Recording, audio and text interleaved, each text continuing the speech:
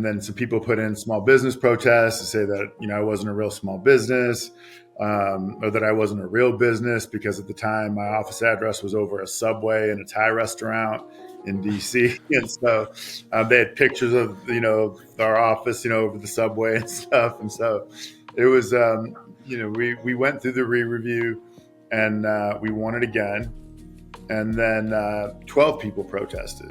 But this time the contracting officer, she awarded us a bridge contract to start the work because they wanted the work to start, and we had won it twice. Our lawyer said it was very imaginative contracting, some of the most he'd ever seen. But at that point, we were kind of playing with the house's money, so I wasn't having to run around, borrowing $10,000 from everybody I knew. By the end of it, which was 2 protests and then 3 days in the Court of Federal Claims because they tried to get an injunction against us, cost me about $900,000. So luckily by that point, like I said, we'd been doing the work, but the first protest was very stressful. All right, everybody, welcome back to another episode of the All Innovation Podcast, right? We're here again. It's your boy, Keenan Hart. I'm also here with Dante McLean, as always, and we're talking to another amazing leader today about what innovation means to them. Today, we've got Michael Sanders here. Michael, welcome to the show, man. Super excited for you to be here. Thank you. Glad to be here. It's been excited to talk to you guys.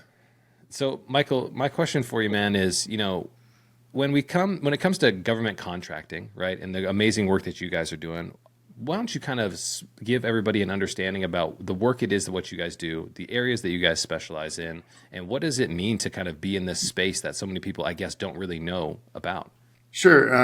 Primarily, we do what I call a lot of non-medical case management for veterans, service members, their support systems. That could include everything from resiliency, suicide prevention, domestic violence, alcohol and drug abuse. We have people in every state and territory.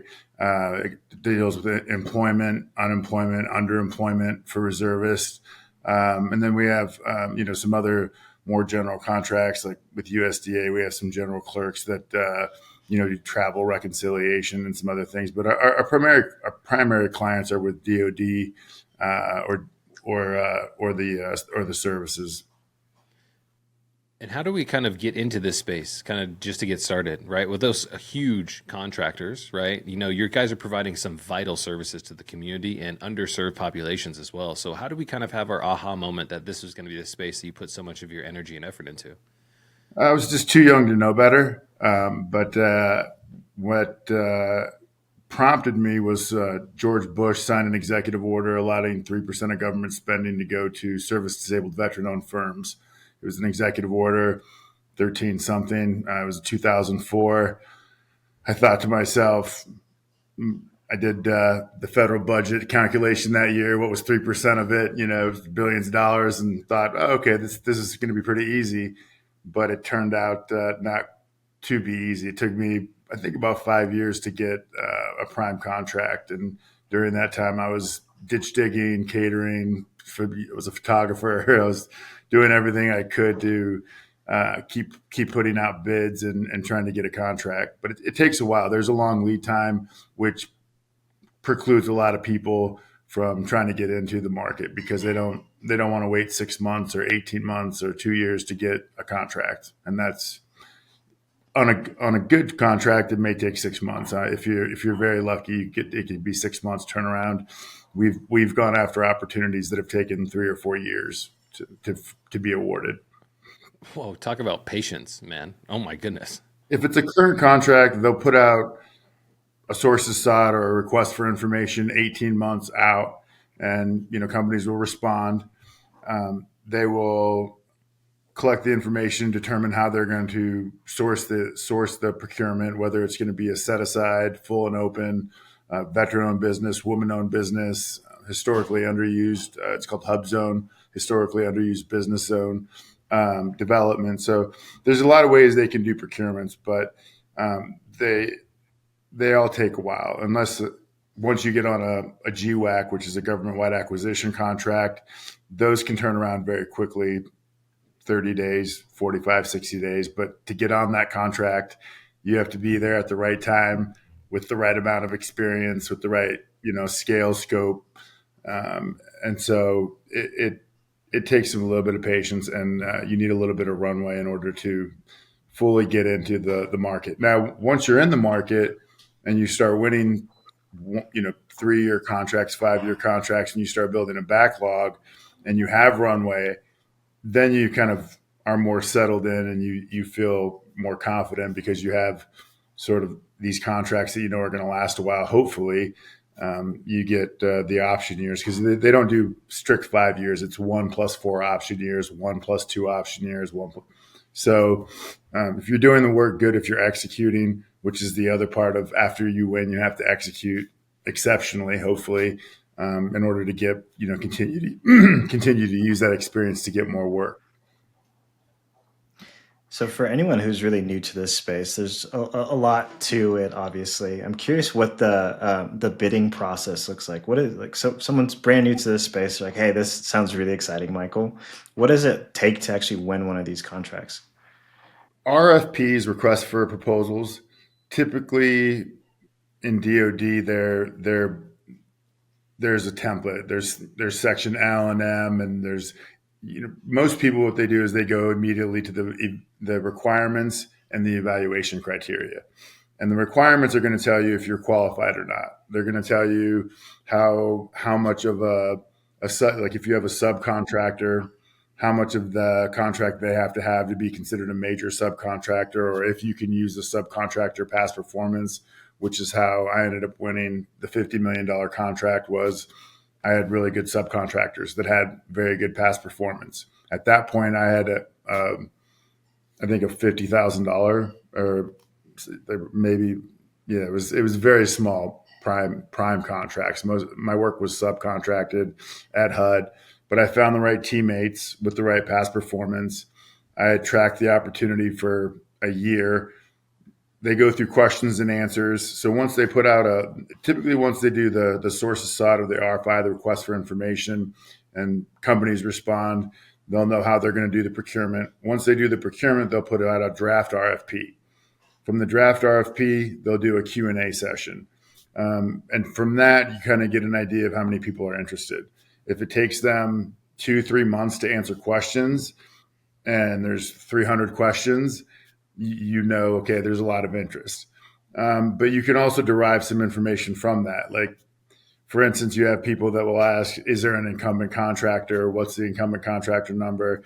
If you're asking that, like, you're not in this game already. So like we would knock those people out. But typically you can get an idea of how many bidders there are, because a lot of people ask the same type of questions. And a lot of times the government will say, refer back to answer number 2, refer back to answer number 3, or whatever. So you can kind of get a good idea of level of interest from the Q&A. And if the Q&A is jacked up, they may do a second question and answer period. And typically there's a smaller set of questions then, because the first people whose questions didn't get answered the way they wanted are out. And so that the second Q&A period, if they have it, is typically a lot smaller, and the turnaround is typically faster. Once the Q&A is done, they'll put out the full RFP. And that's what we do. Through questions, you can kind of shape the opportunity. For instance, you may say, sections L and M have contrary, requirements and criteria. Which is the government going to give more weight to? Would you consider allowing past performances up to 5 years, since this is a 5-year contract, instead of allowing past performances that were only 3 years old? And so that's like, if you use your past performance, right, you can use it for only a period of usually 3 to 5 years. And so for us, that $50 million contract, we can't even use it anymore, because it ended over 5 years ago. So when we won that contract again, after it was recompeted, we had different past performance that we used to win it. But, you kind of get that's kind of the process. Is it's a sources sought or a request for information, then it's typically a draft, then it's Q&A, then it's a full RFP that's the proposal process. And that's a document that it could be 150 pages. Most people, they skip, to the parts they need to. There's the requirement section, there's the evaluation section, there's all the FAR requirements, which could be 50 pages. that have all the, you don't traffic children, you're not buying your parts in China, whatever. I mean, it's just all the different requirements that are government regulated by the FAR, which is the Federal Acquisition Regulation, and it changes frequently. It's been changing frequently a lot with this administration, and there's a lot of disruption in the market right now because of all the things that are going on with the government efficiency hunters and the administration on both sides for government employees and for contractors. So it's a very interesting time to be in the government market right now. I mean, would you feel comfortable, Michael, kind of giving your perspective on all the stuff that, the government efficiency hunters and everybody else are kind of having an impact on these contracts, but also the way in which we serve these communities over long time periods, like 3-year contracts? I mean, we've had contracts for 10 years, 12 years now. And so, and they're great contracts. The people that work them, we're a DOL Platinum Award winner, which means we hire about 30% veterans per year. You have to hire a minimum of 10% to be a Platinum Award winner, but our rate's about 30% for hiring veterans. And what's going on right now is that a lot of small businesses have lost, I would say, 5 to 95% of their business overnight. I mean, if you were heavy into U.S. aid, your company's going to be struggling right now. If you're heavy in Department of Education, if you're heavy in, I think FAA is taking a lot of cuts. I wrote something about it on LinkedIn, which I kind of felt that maybe they're throwing the baby out with the bathwater in some cases. I'm within the government, on the government side, I'm sure there's a lot of people that warm seats and collect paychecks, but I also know there's a lot of very talented, motivated, patriotic people. And the reason they went to work at an agency is because they wanted to make an impact in that particular arena, whether it was, like you said, community, underserved communities, whether it was education, whether it was, they were interested in space as a kid. So I felt like they've been making cuts with a chainsaw instead of a scalpel. And, maybe we're losing a lot of good people, and maybe it's going to affect morale and hiring in the future.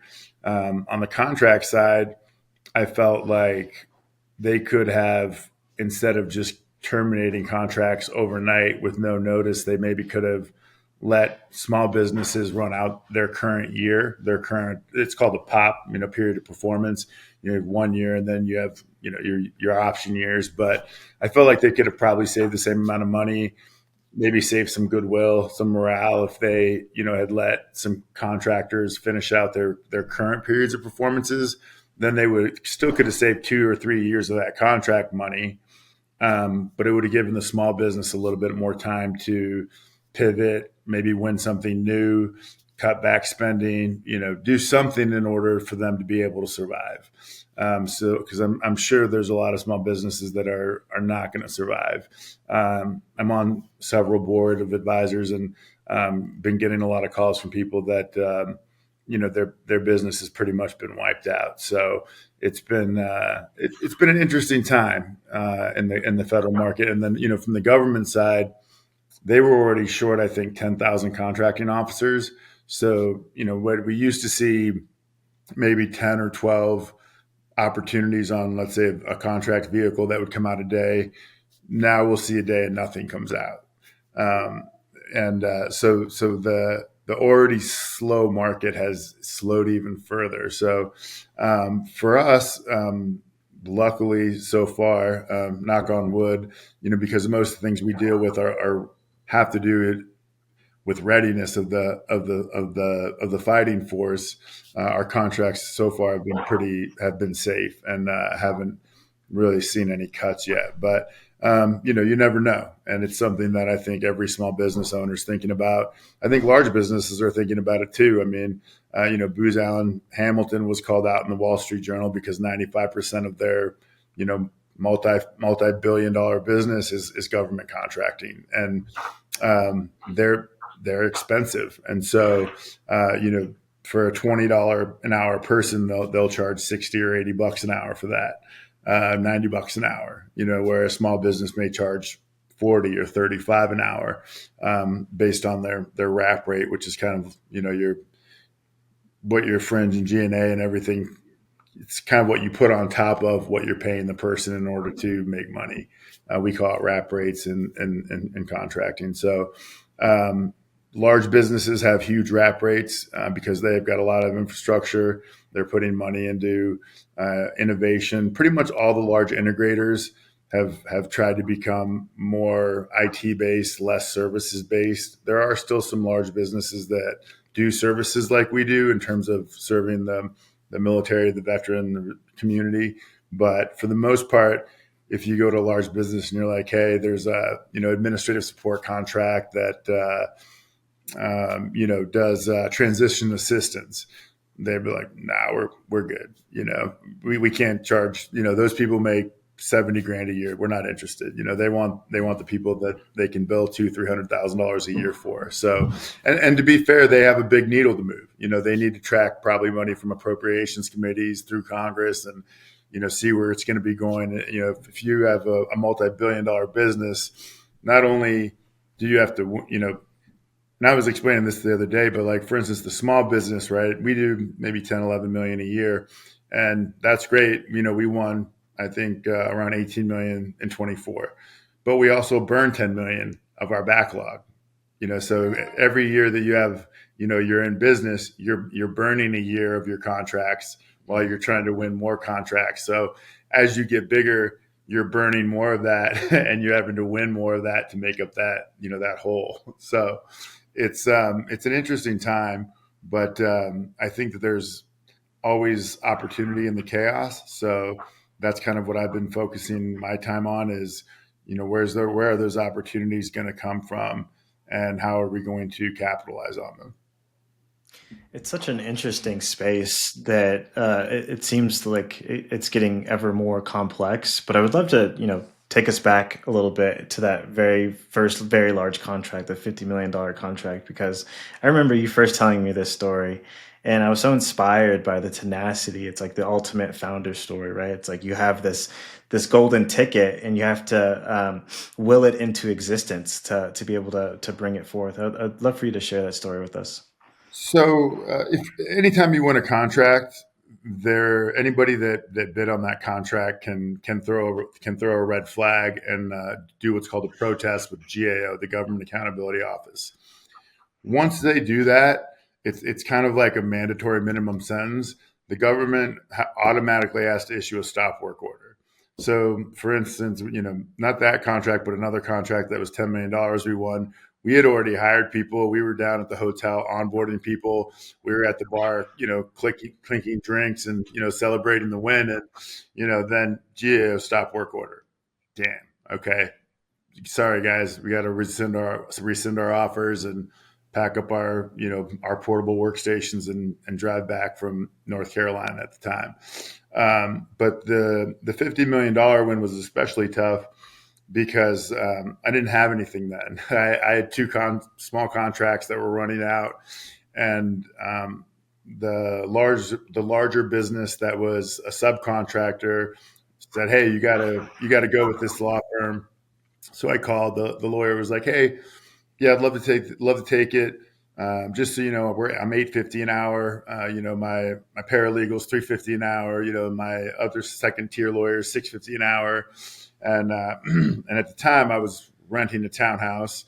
I think I had an American Express, but it wasn't unlimited. And I was like, yeah, no problem. I got a HELOC, I'll do a HELOC, or I'll pull money from here, I'll get money from there. And I was like, just do me a favor and let me know about every $10,000. That way, I don't get too far on the hole with you guys. And he called me like 3 days later and was like, "Hey, we're at 10 grand." And I was like, "Oh my God."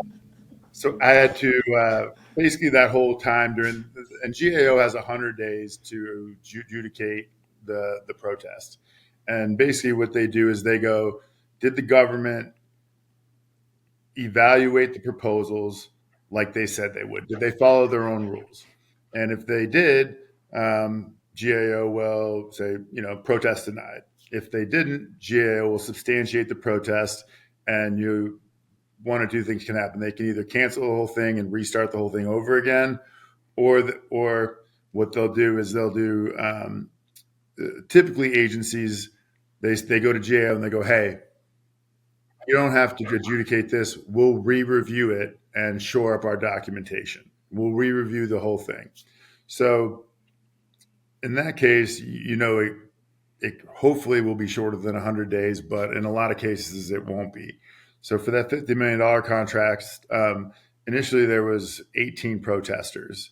And then some people put in small business protests to say that, I wasn't a real small business, or that I wasn't a real business because at the time my office address was over a Subway and a Thai restaurant in DC. And so they had pictures of, our office, over the Subway and stuff. And so it was, we went through the re-review and we won it again. And then 12 people protested. And so, but this time the contracting officer, she awarded us a bridge contract to start the work because they wanted the work to start and we had won it twice. So our lawyer said it was very imaginative contracting, some of the most he'd ever seen. But at that point, we were kind of playing with the house's money. So I wasn't having to run around, borrowing $10,000 from everybody I knew, every week or 2 weeks, how much it was. So initially eventually by the end of it, which was 2 protests and then 3 days in the Court of Federal Claims because they tried to get an injunction against us, cost me about $900,000. So luckily by that point, like I said, we'd been doing the work. It was like $1.2 million a month initially. So it was good after that. But the first protest was very stressful. I was not sleeping, throwing up randomly, because pretty much I went to my wife at the time and was like, hey, if we lose this protest, we're going to file bankruptcy because I'm going to owe a lawyer because he told me it'd be about $40,000 per protest. And I was like, well, there's 18 protesters. And he's like, all right, well, 40,000 times 18. And I'm like, oh my goodness, dude. Oh my God. But I went to my wife and I was at the time and I was like, we're going to have to file bankruptcy and I'm probably going to be working for like two brothers moving company or something if this doesn't work. And so she said, well, don't lose.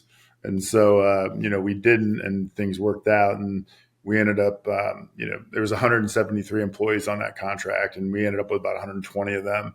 So we went from 5 employees and I think $400,000 in revenue the year before to 120 employees and, $1.2 million a month. So it was an interesting case study in scale and, scaling quickly because we had roughly 7 days to get all those people on board. So, and I didn't have any infrastructure at the time. So it was very interesting. I went to, luckily I had read, John Rockefeller's memoir. And he, in that book, it talks about him going from bank to bank and pretty much running in and yelling, like, hey, I need $100,000 a day, So I had went to a banker that I knew and, his name was Quasi. And I said, Quasi, I need 50 grand like today. And he's like, well, we don't do that. And I was like, here's my contract for $50 million. Like, I need 50 grand today. And he was like, give me a few minutes. And so he went back and did whatever he did. And I walked out with a check that day for 50 grand. So, and I know we'll talk about it later, but having a good relationship with your bank and knowing, who the president is, who your account rep is, and not just calling them, when you have to is super important. I call the president of my bank and my account guy like all the time. Like anytime I have an idea, I'm looking at a merger, I'm looking at a company. I'm like, what do you guys think about this? Where are we? Are we redlining? Are we too leveraged? Is this gonna hurt us? So relationships matter in GovCon too, even though they're a lot more difficult to generate, just because there's a lot of government contractors. There's not as many contracting officers, and you're one of many people vying for somebody's attention who doesn't really have the time or care or really need more friends. So it just takes a while to get established. But once you are and you have some runway, you feel more comfortable. And you get into a rhythm in terms of putting out proposals, executing, onboarding, all the important parts of continuing to succeed and grow. Dude, I mean, like, my question for you, I mean, there's a phrase, right? And sometimes life happens to people, and sometimes people happen to life. And it seems like you're definitely someone who is happening to life because you're bending the world around you to make some of this stuff come true. Sticking it out, the tenacity, the, stick to itness to get some of these contracts across the line. Have you always had a form of like extreme agency like this, Michael, where you just make stuff happen throughout your entire life? Or is this like a chapter and a version of yourself that you come incredibly comfortable with? So, I tell people, I mean, I joined the Marines when I was 17, and I tell people that the best thing that I got out of it was I learned to do things that I didn't like when I didn't feel like doing them. And so that was a lot of it. When I didn't have a backlog, when I didn't have,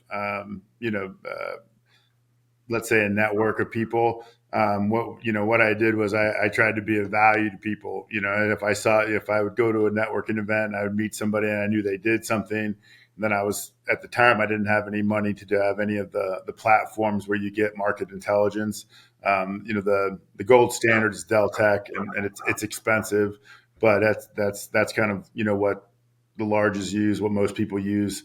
Bloomberg has a good platform now too, and there's some other lower tier platforms which do some of the same things that have come out. But back when I started, Deltek was the gold standard, and if you didn't have a Deltek number or a Deltek account, you were on what was called FBO, Fed Biz Ops at the time. Now it's under SAM.gov, but a lot of people will remember Fed Biz Ops with fondness because you would basically put in some information and you'd get a huge list. And when I first started, I was like, click all the buttons, and I would get build shipbuilding, million, Q-tips, tampons, whatever. I mean, and I'd be looking through just all these, different opportunities just to try to find something I was qualified for. And luckily I had made a friend who had a friend that had started working at HUD, and he helped me get a subcontract there with somebody that was doing grant management, and they had like one person that was going to be their grant management sort of SME, and they were a tech company, so they threw me a bone and I got a subcontract. And I remember the lady calling me and she was like, your bill rate's $83 an hour or something, and I was like, well, I looked it up and it was I think it's more closer to 100. And she's like, if you don't like $83 an hour, we'll keep the position. I was like, no, I love 83. 83 is great. 83 an hour is great, And, it ended up being 10, 12 grand a month or something. And at that time, it felt like $1 million to me. I remember sitting out on the curb with my mother-in-law when I had like 2 employees. And I was like, if I could just get to 10 employees, I would be great. That would be amazing. And, a few years later, we were at 120, and we've had ebbs and flows since then. But now we're at 155, and still growing. So, and the type of work we're doing is a lot more meaningful. It's not tech work. It's not just butts in seats, but it's people out in the community that make an impact for veterans, for their family members, for service members. So that's something that's meaningful to me. I feel like to have a good work culture, you have to have, meaningful work, the right amount of meaningful work that the employee knows is making an impact, whether in the community, for themselves, for the company. And, and then, you care about them, so when I call people, I never ask them what they're doing. I always ask them how they're doing. Because I know based on the outcomes, based on the reports I get from my executive team, I know what's happening. I want to know how people are doing, and that seems to go a long way with people. If anybody, has a death in the family, they get in a car accident, whatever, we send flowers. We do Amazon gift cards a lot for people that go above and beyond for our customers. So it's the little things I think that make the work good, and it keeps our turnover very low. And also the fact that it's veterans helping veterans on a lot of contracts, people tend to stick with us. So Our retention rate is in the high 90s for our contractors, and we've had zero turnover at headquarters probably in 9 years. Um, Wow. so that makes me feel good as a founder to have people that have been with me now 8, 9 years. It feels good. Man, take me through the like as you're speaking, it sounds like you have such a big heart, but this initial contracting phase where you get the big contract, you had 7 employees before, and then I think basically less than that, overnight probably. you have Like okay, and we then didn't we overnight you didn't have even yeah, it was we didn't even qualify for Obamacare. I think at that point, like, I mean, it was Oh, the wow. during that time. Like, I had to like talk myself, and I was like, hey, like, the minimum for like health insurance was 5 employees, and I think I had 3, so I had to like convince these people that I was going to win some more work and like to let us onto this joint plan so I could get my people healthcare before I was even big enough. Like, before I even had healthcare, I was still going to the VA at the time, so like my employees had way better healthcare than I did for like 10 years probably.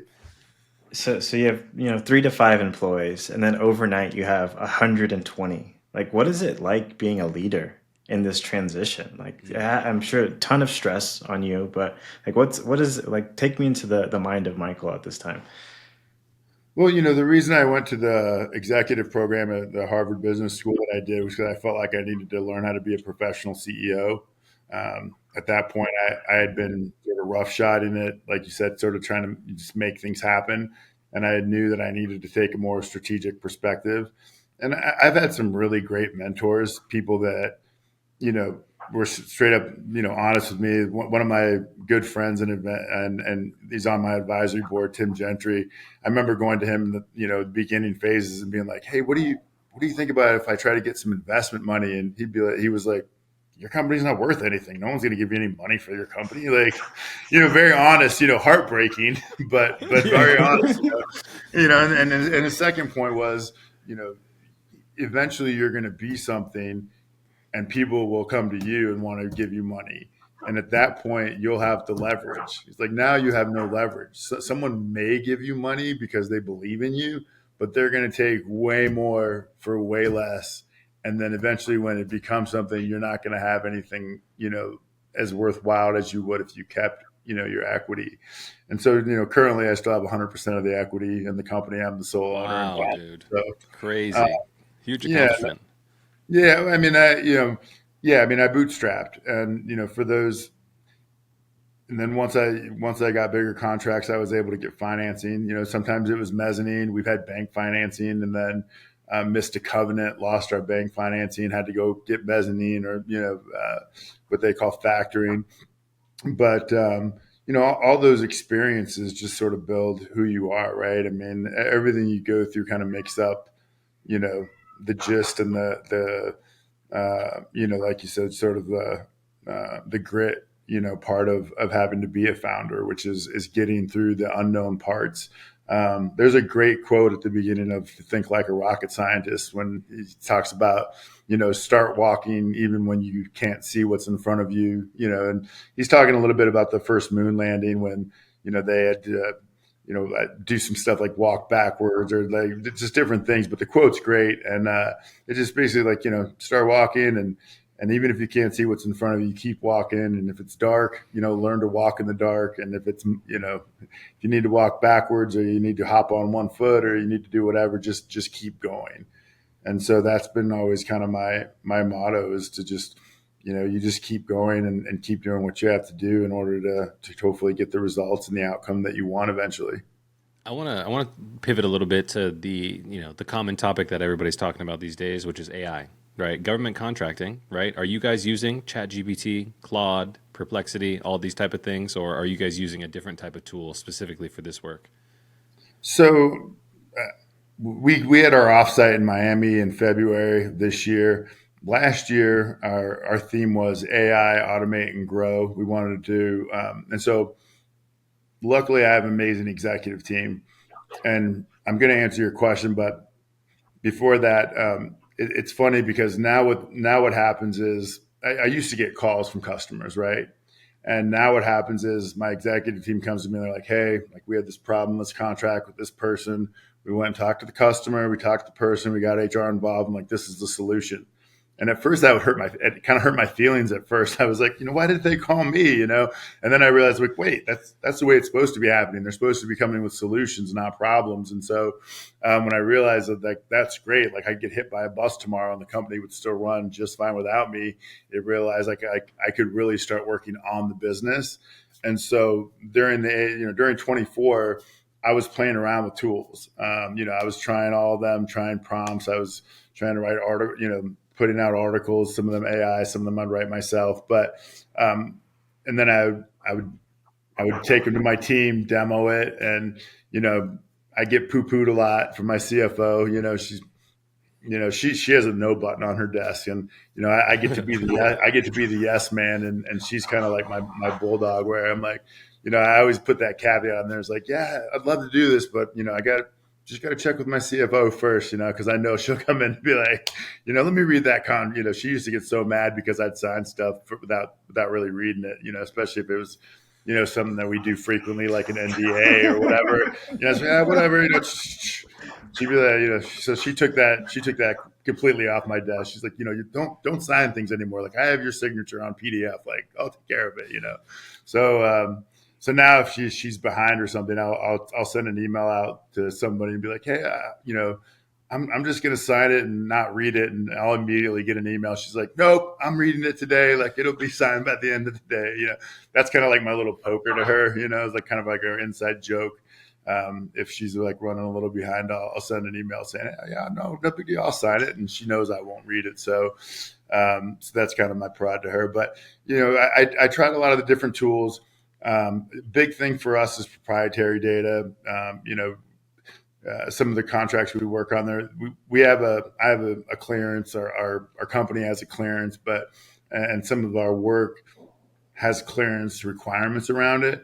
So we had to have something that was very specialized. And so when I looked at the different platforms, and I tried them all, tried doing a lot of stuff myself, and, including video and stuff. But eventually I found something that was built by government contractors for government contractors. It was siloed, and then, we got our IT company that does our IT stuff.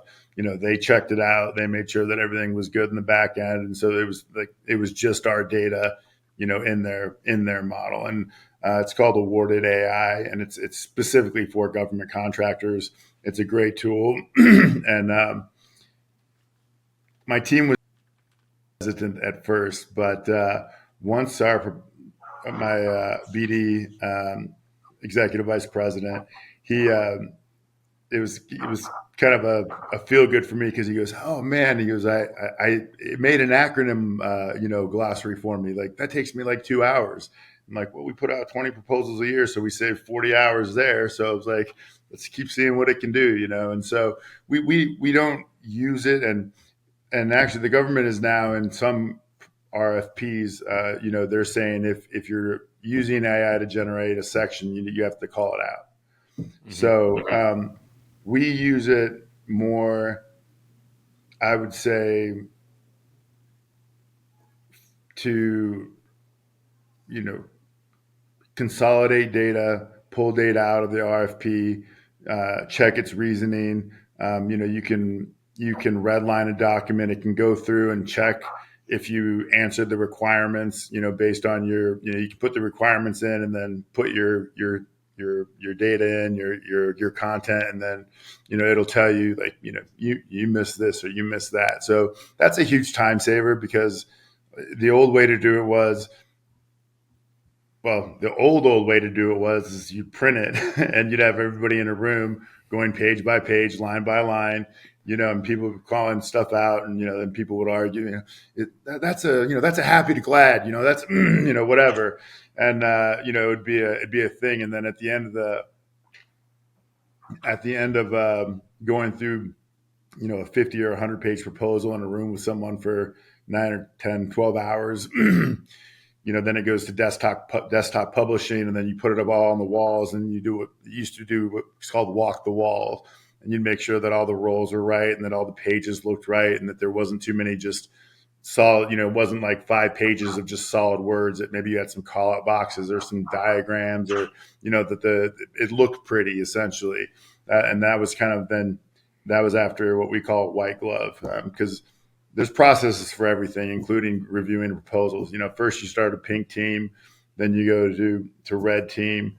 Red team is red team because it's bloody. There's a lot of used to be red pens, so it'd be a lot of scratching out and rewrite this, or this didn't really address this. And my CFO still uses a ruler and a red pen, and still does that. And she'll have the requirements right there, and she'll be looking at the requirements, and then looking at the criteria, and we didn't really address this one part, so it.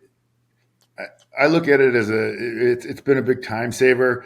I think it saves some cognitive resources in terms of not having to do some of the minutia, which is great.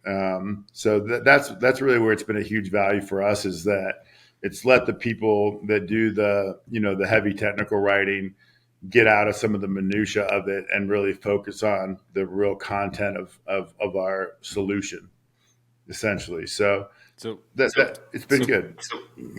I mean, it's really cool to think about how you guys are embracing technology. It helps you guys be more efficient, right? Because that's what it's really about. It's not a replacement, but it's an accelerator that helps you guys be more tactful in the effort that you put into winning some of these large bids. So my question for you is, when we think about kind of the future, right, of IGH, if you had the opportunity to call your shot, what's going to happen over the next 5 years? What are you guys looking to accomplish? And what kind of spaces are we looking to, impact? Are we looking to do more of the good work that you guys are already doing, or what is kind of your forecasting? A large amount of our work in government is considered administrative support.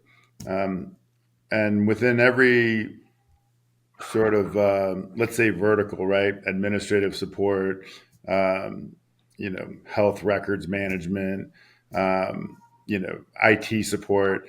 There's a NAICS code, and that NAICS code has a revenue cap. So once you grow out of that cap, you have to start thinking about, way before, you have to start thinking about pivots. Once I'm not a small business within my core capabilities of work, what kind of business am I going to do? And for us, we want to move up market in terms of, we want to start having effect on the policy part and be more subject matter experts as opposed to administrative support. And I think that's kind of where we're going, is sort of the higher end of the administrative support market, to where we're helping shape policy because we've been on the ground and we know what's happening in the communities. We can hopefully help shape better policies and have more impact in terms of, how either contracting or communities or, small businesses are affected. So that's kind of where I see us going. But I also, one of the things that we're looking at is a fire training school. They do all the fire training for the Navy. Anybody that's on a Navy ship has to have a level 1 firefighting certification. They're the only school in the country that can teach the advanced firefighting certificate. And then they don't do any commercial or any, cruise lines or anything. So I see a lot of blue ocean within the school. And then they also manufacture fire training. So you go to the school and they have like almost like an aircraft carrier made out of storage boxes that are patented. And they can make, you go into one part and it looks like a kitchen on an aircraft carrier. And all of a sudden, fire comes out of everywhere. And so these guys, they train the firefighters how to put out fires on an aircraft carrier. They've got like a C-130 there that, if a fire breaks out of an airplane. And so and then that acquisition just sort of happened with a phone call. I was on another board with this gentleman and called him and was like, hey, Bill, like, how you doing? He's like, man, I'm looking to retire. I'm old. I got too much business and not enough people to do it. And I was kind of like, that's kind of a good problem to have,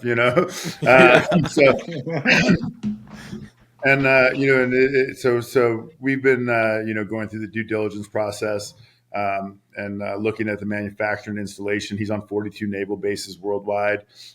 His school is busy all the time. It's in Washington. So that's it's niche, but I think it's very cool. and I see a lot of blue ocean opportunity in terms of the commercial aspect of getting cruise liners and commercial fishing boats, shipping boats. I mean, anybody that comes into that port, they all have to have a firefighting certificate, level 1 at least, in order to be on a commercial vessel. And and then plus he has his trainers installed, like I said, at 42 bases nationwide or worldwide, actually. So the big thing there is I'm worried about the succession plan because he's been in that seat for 40 years and everybody knows him. So we have we've derived sort of a 5-year phase out plan for him that will give me the opportunity to go. And so when people know that it's not Bill anymore, they know that they're going to be getting the same service as they would if Bill was there. So that's kind of one thing. I'm looking at acquisition. With a lot of the businesses losing a lot of their contracts, a lot of them may still have contract vehicles, which you can technically buy, and then it's called novation, but basically you buy their contract vehicles. So, I'm looking at that, which could get us into different markets, whether that be more IT based or, IT or whatever. But really the nice thing about GovCon is you don't have to be an expert in the space. You just got to be able to write a compelling, compliant proposal, and then you got to be able to hire the right people. And good example of that is we had a contract on a joint venture at ATF, and this is when I learned I shouldn't be doing hiring anymore because we had to hire like a Drupal people, right? And I'd get on the phone like, hey, like, how's it going? Blah, blah, blah. Drupal, right? Oh, yeah, yeah, yeah, yeah. So then I'd send the resume to the customer, and she did know Drupal, and she'd be like, this person doesn't know Drupal at all. What are you talking about? I was like, all right, I'm out of hiring now for technical positions.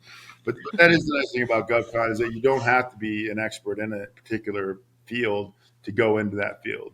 What you have to do is acquire enough information and the right partners to sort of pivot in. Usually we look at we're talking about pivoting and where we're going is it same work, new customer, or is it same customer, new work? And those are kind of like, I think, the easy way to pivot. The hard pivot is, okay, we're going to dump $1 million into developing something when, I've never developed anything before. But we have done some large data migrations. We've done some agile development. I wasn't involved in those contracts at all, but I was in on making sure that they got one. So that's the nice thing about GovCon is you don't have to be an expert, but you do have to be able to write a compelling, compliant, priced right proposal that you're not going to lose money on. So where we're going to go from here, I have a vision, but I also am open to kind of really go in any direction that I see opportunities in. Well, Michael, one of the things that we have here on the podcast is a tradition where our previous guest wants to ask you a blind question. Now, I'm interested to hear what you're going to say here. The blind question for our previous guest is, what makes your heart sing? We had a reservist go get called to active duty, and we sent her a care package, Sour Patch Kids, hoodie, random stuff, from the swag part of our office, plus, just a bunch of goodies that we thought we would have liked when when we were deployed. And she just wrote this really nice email about how IGH was a family, and she felt like she was part of the family. And the back of my office door is is notes like that. It's all notes from people that we've sent flowers to their their grandfather's funeral or whatever. So when I hear back from somebody that maybe I met once or twice, and they're in South Dakota, but they feel like they're part of the IGH family, that makes me feel really good. Well, brother, we can't thank you enough for coming on the podcast. Just thinking about how we're innovating in spaces like GovCon is so eye-opening. And, we learned so much from you here today, man. We can't thank you enough for coming on the podcast. Seriously. Thank you so much. Appreciate it. And that's the pod, guys. We'll catch you in the next one.